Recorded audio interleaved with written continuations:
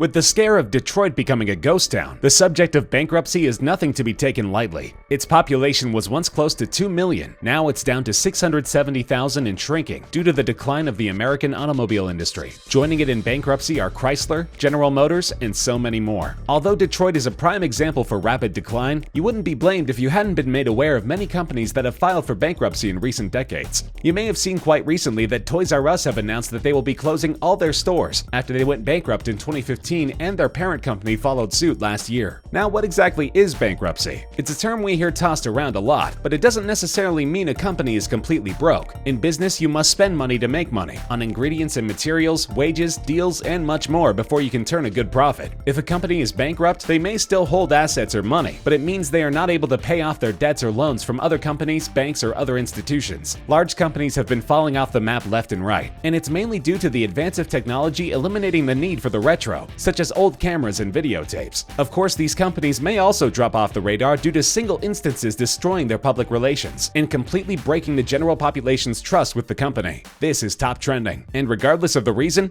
today we're going to be talking about 6 massive companies that went bankrupt or disappeared. Pan American World Airways was the #1 largest international airline in the United States in all its years of existence between 1927 and 1991. In 1947, the company began offering around-the-world tickets, so the airline was quite literally going places. What happened? Several factors led to the fall of America's largest air carrier. Firstly, former employees have made it clear that their management was subpar, that they weren't being treated fairly by the company. This created an overall tense atmosphere for both employees and customers, which had witnessed this effect on the efficiency and enthusiasm on the majority of workers. If you've seen the TV show Breaking Bad, you'd remember Wayfarer 515 crashed over Albuquerque. Following the event, Walter gives statistics saying the crash was not as bad as many other crashes, and his example of a worse event is the Tenerife airport disaster. In this real-life event, 583 people died when 2 Boeing 747s collided with each other in 1977. One of the planes involved was a Pan Am plane. Pan Am Flight 73 encountered an incident 9 years later. Hijackers took over the plane in Karachi, Pakistan, and killed 20 while the plane was still on the ground in 1986. Most memorably, Flight 103 encountered an explosion of approximately 1 pound of plastic explosive in the forward cargo hold. After the explosion, a domino effect of bad luck and poor choices occurred on the plane, leading to 259 passengers losing their lives, as well as 11 people on the ground in Lockerbie, Scotland. These disasters drastically reduced the public trust and brought into question the security and intelligence behind the airliner's operation. And after filing for bankruptcy protection in January 1991, Delta Airlines bought out all of Pan Am's profitable assets, and the company ultimately collapsed in December of that year. For hundreds of years, stores and businesses in some form or another have been operating entirely for profit. Today, it's not unusual for someone to spend around $1,000 on a phone, be it for consumer loyalty, social recognition, or just down to personal preference. On the other end of the scale, however, there are still many stores that offer items at insanely low prices, such as thrift stores and variety stores. Today, one of the largest discount stores is Dollar Tree, known for having its items priced at $1 or less. Before inflation grew so large, you could find 5 and dime stores, also known as 5 and 10 stores or nickel and dime stores. 5 and dime was a principle of selling items at either 5 or 10 cents, or sometimes at prices in between. Of course, this was a long time ago. Frank Winfield Woolworth started the F.W. Woolworth Company, or known simply as Woolworths, in 1879 when he opened the Woolworth's Great 5-Cent store in Utica, New York, which was later moved to Lancaster, Pennsylvania. Business was looking good for the Woolworth brothers, as Frank had recently invited his brother Charles to join the business and help him expand. The greatest selling point of Woolworths was that their prices were fixed, and usually at a cheaper rate than that of the local merchants. However, as labor and materials became more widespread and cost-effective, Woolworths faced competition from other discount stores, especially the Kmart Corporation. Due to this, Woolworths had to focus more on its specialty stores, the most successful of which was the sportswear and footwear retailer Foot Locker. Eventually, mainstream Woolworths stores closed down from a once prominent international figure of over 8,000. The Woolworths discount variety chain closed almost entirely in 1997 and renamed itself to Venator Group, then later simply to Foot Locker Inc., as Foot Locker was still the most successful store. Today, Woolworths is a company of the past, and Foot Locker Retail Group has successfully branched off from their previous fame to a successful standalone company today. The Back to the Future series is an icon in the film industry and features the unforgettable DeLorean DMC-12, which Dr. Emmett Brown modified to serve as a time machine. You might think that due to the film franchise's success, the DeLorean DMC-12 outshines all other cars the DeLorean Motor Company ever made tenfold. However, the truth of the matter is that this Gullwing sports car was the only model of car the company ever made before going into receivership and bankruptcy in 1982, 3 years before the first movie ever hit the silver screen. The company's short-lived life is worth noting, because if the company was still thriving in 1985 when the first installment of the saga was released, DeLorean may very well hold the position of monopoly in the automotive industry today. John DeLorean founded the company in 1975, and the outlook was promising, with John being the youngest ever executive of General Motors, clearly showing distinct skill in his fields. Unfortunately, for the company to break even, they needed to sell around 11,000 cars, and they fell short at around 6,000. John DeLorean was determined to keep his company thriving by any means necessary, so he took extreme measures to ensure it continued to operate. In 1982, the FBI made John their target for a sting operation intended to arrest those trafficking narcotics. A videotape showed John discussing a drug deal with undercover FBI agents, and this was a main point of foundation for his arrest. In October of 1982, John DeLorean was arrested and charged with conspiring to smuggle $24 million worth of cocaine into the United States of America. Lawyer Howard Weitzman managed to prove to the court that John was essentially coerced by the agents to participate in the deal, and that John was for the most part an unwilling participant. Although all charges were dropped, John DeLorean's reputation had been ruined past the point of repair, and the company was unable to recover.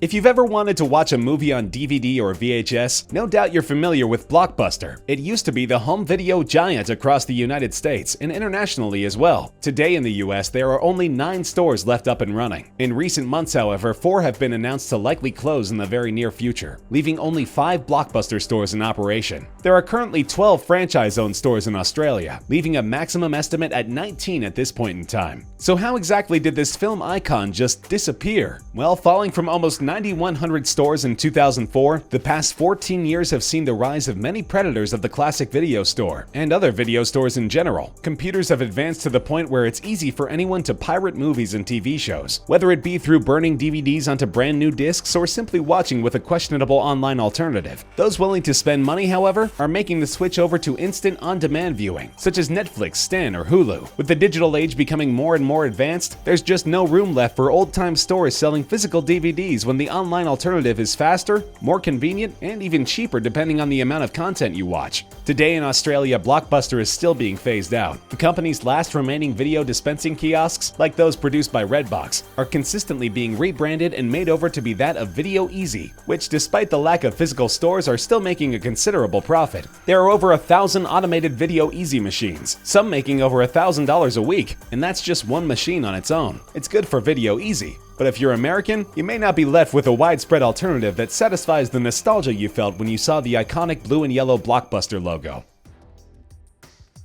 Unfortunately for the old-school tech giants, it's not just the video stores that are going bust. The digital and film camera industry have taken huge casualties and experienced considerable close calls since the induction of smartphones with camera quality incomprehensible 20 years ago. You might remember one of the most dominant digital camera companies, Kodak. Kodak filed for bankruptcy in early 2012. Their shares were worth only 36 cents following the news, and it seemed like the company's fate was sealed, to be forgotten in weeks to come. In September of that year, the company announced its plan to cut 1,000 jobs and put the money that is no longer spent on those wages toward better business management. Since that didn't pan out as effectively as planned, Kodak announced its Plan B in December of 2012, which was to sell patents it had in the digital imaging field to some of the company's strongest competitors for a little over $500 million. After the company figured out what their next move was, and which aspects took higher priority in the terms of running the business effectively, the company emerged from bankruptcy protection in September 2013. Despite this emergence, the Eastman Kodak Company is still perceived as the name of a relic company that is still not incredibly popular today. Kodak's products typically fit in between the nice convenience of a smartphone camera and the unbeatable quality of a serious photographer's expensive inventory, and due to that, they'll likely never become a leading name again.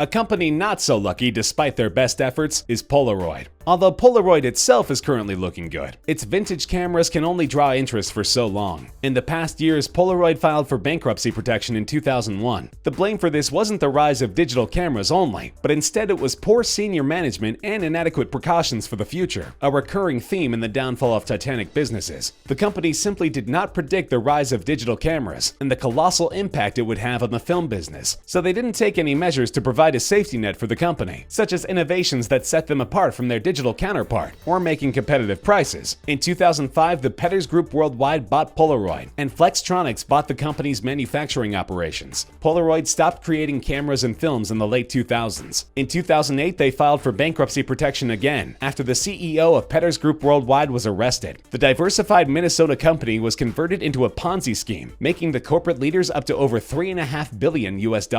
The company once employed 3,200 employees and had a revenue of over $2 billion in the year before its collapse. CEO Tom Petters was charged with money laundering, mail fraud, and wire fraud charges, and sentenced to 50 years in federal prison. If he lives to see the end of his fully served sentence, Tom Petters will be released from prison sometime after having celebrated his 100th birthday. In every possible way, it appears the digital and film camera industry is only taking downhill turns. And although they're trying their best to fight back, we're left to wonder just how long they can hold out for.